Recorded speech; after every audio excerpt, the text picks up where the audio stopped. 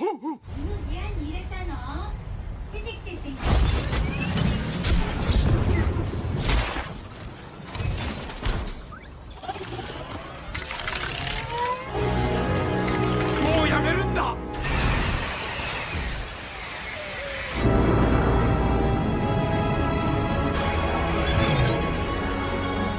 Halo John, bahasan kali ini film dari negeri matahari terbit berjudul Inuyashiki.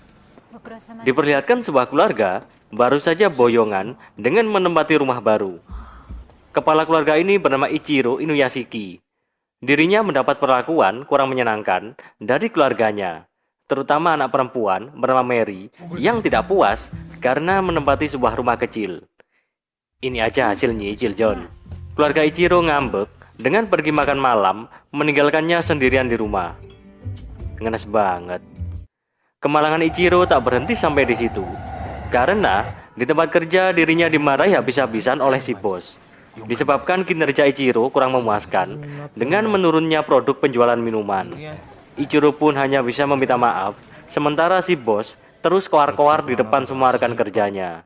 Saat perjalanan pulang, setelah mengalami hari yang berat, Ichiro malah mendapati beberapa preman pasar tengah memalak seorang pria. Dirinya pun ketakutan dengan mencoba berbalik. Namun Mary malah menyalahkan dan menganggapnya seorang ayah yang pengecut.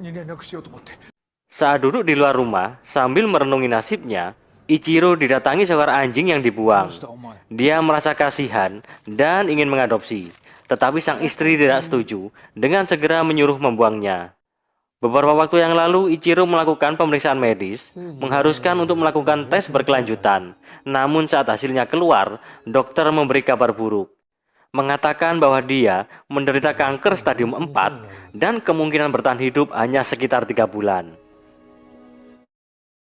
Malam itu, dia mencoba memberitahu keluarganya tentang kondisi hasil pemeriksaan medis. Tetapi mereka terlalu sibuk dengan urusan mereka sendiri. Juga terus menyalahkan Ichiro untuk setiap hal kecil yang dilakukannya. Pak tua ini ingin menenangkan pikiran dengan membuat Dogi ke jalanan berencana membuangnya, lalu meminta maaf dan berlari pergi. Namun si Dogi terus mengikutinya kemanapun dia pergi dan menyadari bahwa anjing ini adalah satu-satunya makhluk yang peduli padanya. Tak disangka Ichiro melihat seorang pemuda bernama Hiro tengah duduk di taman menunggu wangsit togel, dan tiba-tiba keduanya melihat cahaya terang sedang mendekat, lalu sebuah benda menghantam mereka dengan keras. Beneran dapat wangsit ini John. Dalam kondisi tengah sadar, Ichiro melihat makhluk-makhluk aneh tengah sibuk melakukan sesuatu dengan mengelilingi tubuhnya. Hingga keesokan paginya, Ichiro terbangun dari pingsannya karena mendengar nyanyian si Dogi setelah ikut acara Got Talent. Secara mengejutkan, matanya dapat melihat dengan jelas tanpa bantuan kacamata. Ichiro pun pulang untuk sarapan bersama keluarganya. Namun saat makan, lidahnya tidak dapat merasakan apapun alias hambar. Ditambah dia merasa sangat haus dengan segera meminum air dari keran. Saat berada di kamar, Pak tua ini merasakan ada yang aneh dengan muncul asap dari tangannya. Dan tiba-tiba, tangan itu berubah menjadi sebuah senjata, lalu menembakkan sup terong yang baru dia makan sebelumnya. Seluruh tubuhnya mulai berubah dan terbuka di seluruh bagian, menunjukkan komponen mekanis di bawah kulitnya persis seperti robot. Hingga saat istrinya masuk, Ichiro terkejut dan tubuhnya kembali seperti semula. Mary bersekolah di kelas yang sama dengan Hiro, pemuda yang saat malam kejadian bersama Pak tua itu. Hiro menunjukkan kepada sahabatnya bernama Ando sebuah kekuatan yang baru didapat dengan menembak seekor burung dari kejauhan hanya dengan jarinya. Tak hanya itu, kali ini dia mendemonstrasikan kemampuan untuk mengendalikan kendaraan dengan kekuatan pikiran.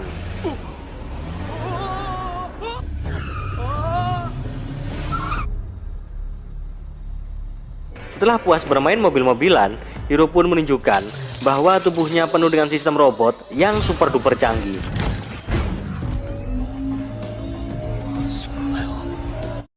Pada yang sama ketika Ichiro pulang dari bekerja, pandangannya tertuju pada seekor merpati yang tengah terluka. Kayaknya yang ditembak tadi, John. Kemudian mencoba memeriksa dengan memegang burung itu dengan rasa kasihan. Tanpa diduga, Ichiro mampu membuatnya pulih dengan kembali terbang. Setelah itu, telinga supernya mendengar suara seseorang tengah meminta pertolongan, dan dengan segera mendatangi asal suara tersebut, yang ternyata dari rumah sakit di mana seorang anak laki-laki tengah terbaring sekarat akibat suatu penyakit. Ichiro pun mempunyai ide seperti saat menyembuhkan burung tadi dengan menempelkan tangannya pada bocah sekarat itu, dan akhirnya berhasil membuat anak itu kembali sadar dan benar-benar sehat.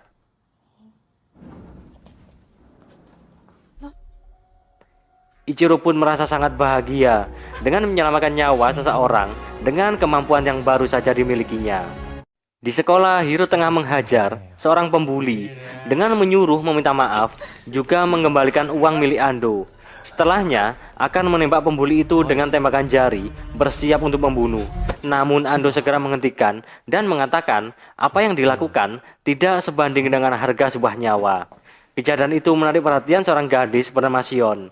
Hingga saat pulang sekolah, Shion mengungkapkan perasaannya dengan mengatakan telah lama jatuh cinta, dan Hiro hanya bilang terima kasih sambil berlalu pergi.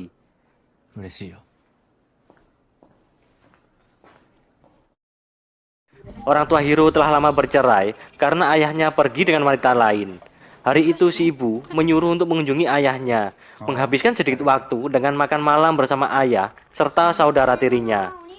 Dalam kondisi itu, Hiro merasa iri karena ayahnya telah mencampakkan dia dan ibunya dengan berniat membantai keluarga tersebut.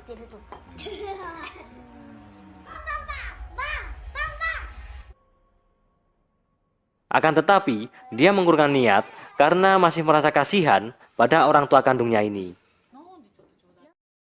Hiro pun berjalan pulang dengan sakit hati, bersamaan mendengar obrolan kebahagiaan dari tetangga ayahnya. Dia pun masuk ke rumah orang tersebut, melampiaskan kemarahan dengan membantai seluruh anggota keluarga yang tidak bersalah itu.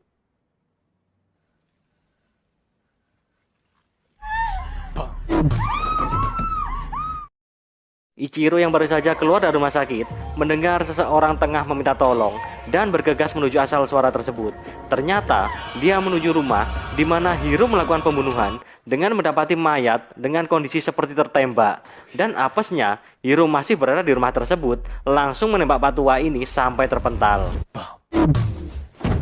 Sesaat kemudian, Ichiro terbangun tanpa terluka dengan melihat pelakunya telah melarikan diri sambil terbang menjauh. Ichiro pun sadar bahwa pemuda tersebut ada di taman saat kejadian malam itu. Berita tentang pembunuhan satu keluarga menjadi heboh karena pada mayat tidak ditemukan proyektil peluru meskipun kondisinya berlubang. Maka Ando segera menemui Hiro dan menuduhnya bertanggung jawab atas pembantaian keluarga tersebut. Hiro pun tidak membantah dengan mengaku sebagai pelakunya, dan kini dia akan bertindak layaknya Tuhan. Maka tidak perlu peduli atau kasihan dengan kematian orang-orang yang tidak ada hubungan dengannya. Namun Ando menolak prinsip kejahatan tersebut dan tidak bisa lagi berteman dengannya sambil berlalu pergi. Malam itu Ichiro pulang dengan kondisi lesu setelah mendapat teguran dari perusahaan, ditambah istrinya yang tertipu investasi bodong. Juga Mary menyalahkan ayahnya karena tidak becus sebagai kepala keluarga. Pak Tua ini hanya bisa menangis, menyesali hidupnya yang tidak berguna di dalam kamar. Sesaat kemudian, tiba-tiba dia mendengar suara Ando sedang berdoa, meminta ada seseorang menghentikan pembunuhan yang dilakukan oleh sahabatnya. Ichiro yang merasa bertanggung jawab dengan kekuatannya, kemudian keluar dan mengubah tubuhnya menjadi model terbang. Sambil membawa si Dogi, dirinya melesat terbang di atas jalanan kota menuju ke arah taman dan bertemu dengan Ando. Mereka pun berbicara tentang banyak hal, tentang apa yang terjadi setelah kejadian malam itu. Dan pemuda ini berspekulasi bahwa makhluk asing telah merekonstruksi tubuh mereka berdua sebagai bahan percobaan untuk tujuan khusus. Ya, anggap aja alien gabut, John. Ando pun memutuskan melatih Pak Tua ini berdasarkan apa yang didapat dilakukan oleh Hiro. Mereka mulai berlatih di Bantar Gebang dengan mencoba menembak kaleng susu Cap Nona dengan bidikan tangannya. Beberapa percobaan dilakukan hingga Ichiro mulai menguasai teknik ini. Namun latihan ini membuatnya kelelahan dan sangat haus karena peluru yang terlempar adalah cairan dari dalam tubuh. Peluru dari keringat, John. Ichiro lalu mengambil minuman energi dari perusahaannya. Namun setelah meminum air tersebut, tiba-tiba dia merasa kesakitan dan tanpa sengaja mengeluarkan cairan ke arah Ando. Pemuda ini segera menyadari bahwa kandungan garam yang ada di dalam minuman membuat mekanisme tubuh robot menjadi tidak berfungsi dan mungkin dapat digunakan untuk melawan Hiro nantinya. Berpindah ke Hiro dan ibunya yang tengah berada di jalanan, tiba-tiba sekelompok polisi mengepung, berusaha menginterogasi tentang pembunuhan sebelumnya. Hiro yang merasa terdesak, segera berusaha melarikan diri meninggalkan si ibu, menggunakan kekuatannya untuk membunuh beberapa petugas, meskipun peluru tidak mempan terhadap tubuhnya. Hiro melompat turun dari tangga dan mulai terbang menjauh dari kejaran pihak kepolisian. Berita pelarian Hiro menyebar dengan cepat melalui berbagai media dan kini menjadi buronan.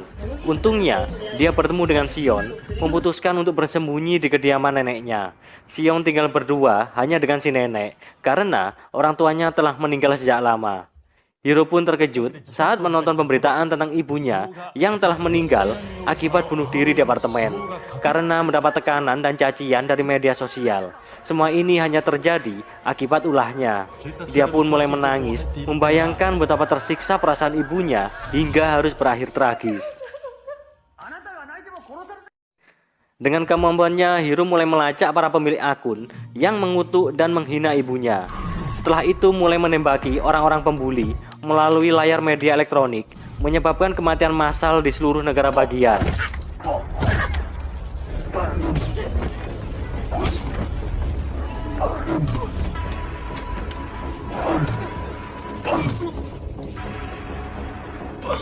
Ini baru santet online, John. Kasus ini menjadi hal mengerikan, di mana banyak mayat berkelimpangan di jalanan. Hingga akhirnya, pihak kepolisian berhasil melacak keberadaan Hiro dengan mengepung, merangsek masuk, dan menembaki apapun yang ada di sana.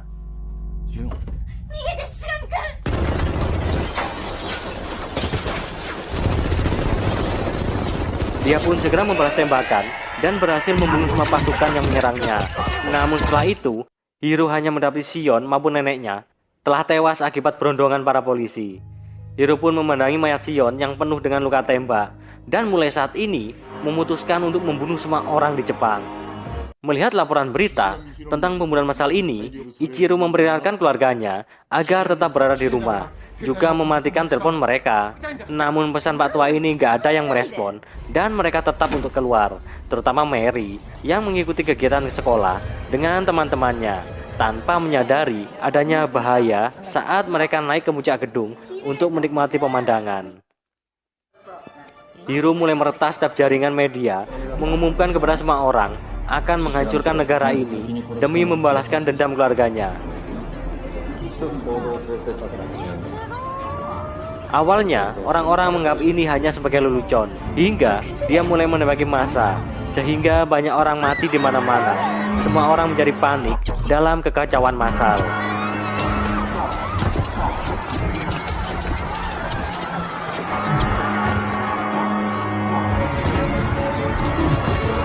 Di tempat berbeda, Ichiro berhasil membajak jaringan dengan menyiarkan Ando secara langsung dengan tujuan memperingatkan semua orang agar membuang ponsel maupun menjauhi layar elektronik demi mencegah serangan brutal terus berlanjut. Hiro tidak kehabisan akal dalam upaya menghabisi masyarakat Jepang. Kali ini dengan menembakkan puluhan rudal secara langsung yang menghancurkan gedung perkantoran dengan membabi buta.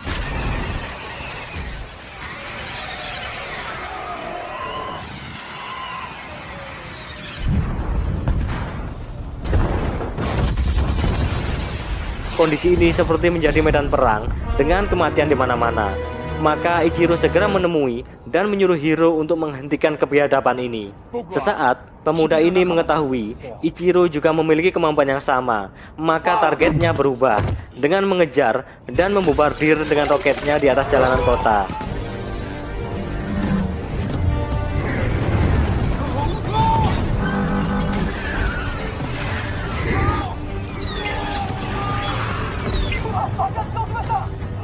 Pak Tua ini ternyata cukup lihai dalam menghindari serangan. Hingga sesaat mendengar suara Mary tengah meminta tolong di sekitar reruntuhan gedung. Maka dengan cepat lelaki tua ini bergegas menuju putrinya. Namun serangan Hiro berhasil membuatnya terbojok, terlempar ke dalam helikopter, membuat pesawat itu terpelanting dan menabrak gedung hingga terbakar.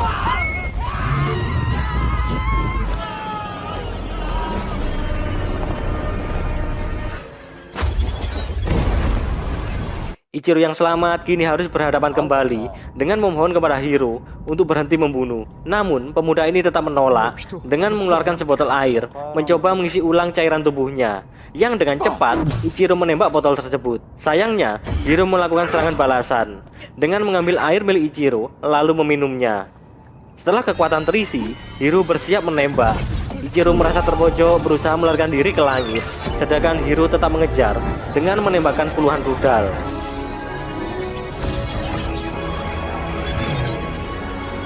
Akhirnya Pak Tua ini terkena serangan, membuatnya terpental ke angkasa.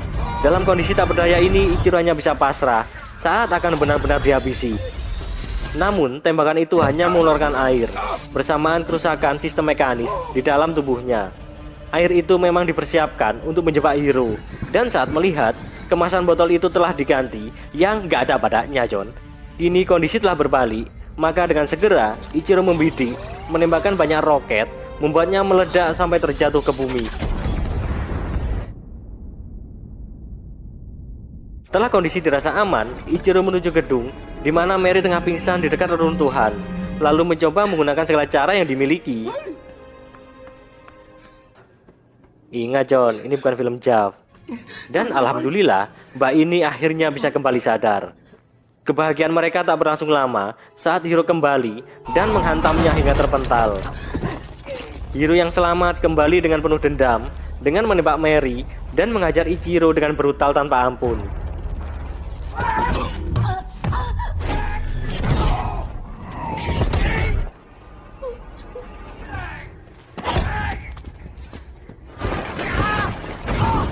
Pemuda ini terus memukulinya di depan Mary hingga terungkap bahwa ayahnya adalah robot yang membuatnya benar-benar terkejut. Ichiro dibuat tak berdaya. Lalu setelahnya, Hiro menyeret dan melempar putrinya keluar dari gedung. Melihat nyawa Mary tengah terancam, Ichiro memusatkan semua energinya, kemudian terbang dengan cepat menabrak Hiro, menghancurkan lengan serta sebagian tubuh mekanisnya.